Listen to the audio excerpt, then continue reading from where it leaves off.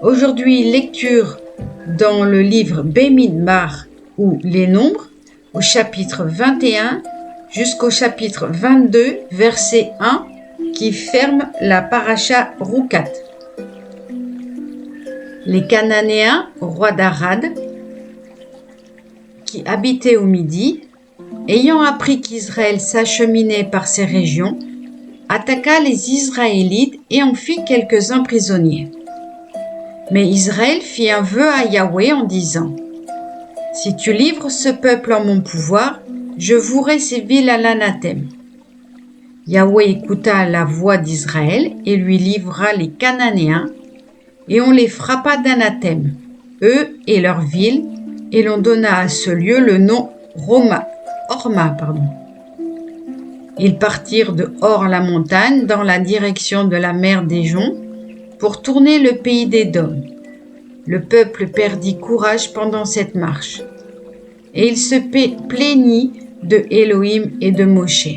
« Pourquoi nous avez-vous tirés de l'Égypte pour nous faire mourir dans ce désert ? Car il n'y a point de pain, point d'eau, et nous sommes excédés de ce misérable aliment. » Alors Yahweh suscita contre le peuple les serpents brûlants, qui mordirent le peuple, et il périt une multitude d'Israélites. Et le peuple s'adressa à Moshe, et ils dirent : « Nous avons péché en parlant contre Yahweh et contre toi. Intercède auprès de Yahweh, pour qu'il détourne de nous ces serpents. » Et Moshe intercéda pour le peuple. Yahweh dit à Moshe : « Fais toi-même un serpent et place-le au haut d'une perche. Quiconque aura été mordu, qu'il le regarde et il vivra. » Et Moshe fit un serpent d'airain, le fixa sur une perche, et alors, si quelqu'un était mordu par un serpent, il levait les yeux vers le serpent d'airain et était sauvé. Les bénis Israël levèrent le camp, puis ils campèrent à Oboth. Partis d'Oboth, ils campèrent liés à Abarim, dans le désert situé devant Moab, vers le soleil levant. De là, ils repartirent et campèrent dans la vallée de Zéred. De là, ils repartirent et campèrent sur la rive de l'Arnon, située dans le désert, et partant du territoire des Amoréens, car l'Arnon est la frontière de Moab entre Moab et le territoire amoréen. C'est pourquoi l'on cite dans l'histoire des guerres de Yahweh, Vaev en Soufa, et les affluents de l'Arnon, et encore le bassin des rivières, qui s'étend vers Shebet-Ar et confine à la frontière de Moab. Puis ils gagnèrent Ber, ce puits à propos duquel Yahweh dit à Moshe : « Assemble le peuple, je veux lui donner de l'eau. » C'est alors qu'Israël chanta ce cantique : « Jaillis, ô source, acclamez-la ! Ce puits, des princes l'ont creusé, les plus grands du peuple l'ont ouvert, avec le sceptre, avec leurs verges. Et de Midbar, ils allèrent à Matana. De Matana à Nahaliel, de Nahaliel à Bamoth, et de Bamoth au plateau qui est dans la campagne de Moab, au sommet du Pisga, d'où l'on découvrait l'étendue du désert. Israël envoya des députés à Siron, roi des Amoréens, pour lui dire : « Je voudrais passer par ton pays. Nous ne traverserons ni champs, ni vignobles. Nous ne boirons point de l'eau des citernes.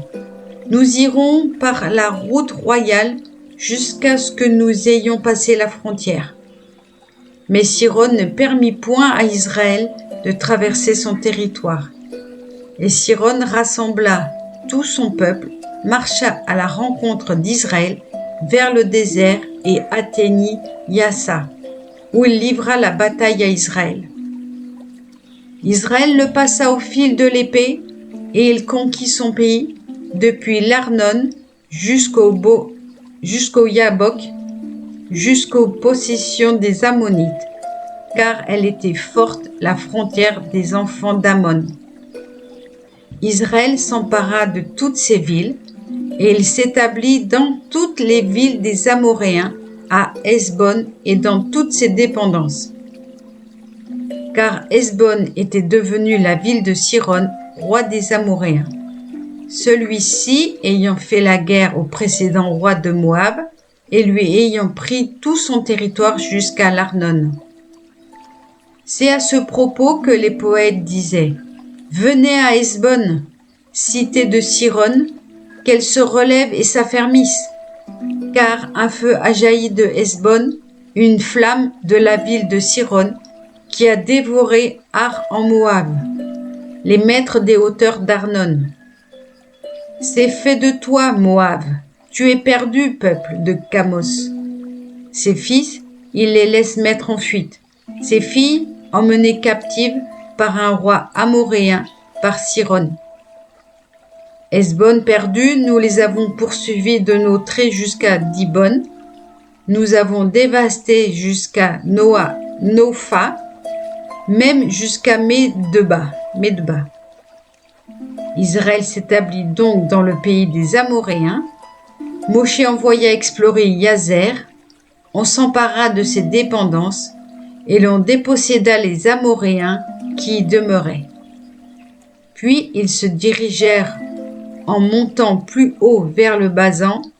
Og, roi du Basan, s'avança à leur rencontre avec tout son peuple pour lui livrer bataille à Édréi.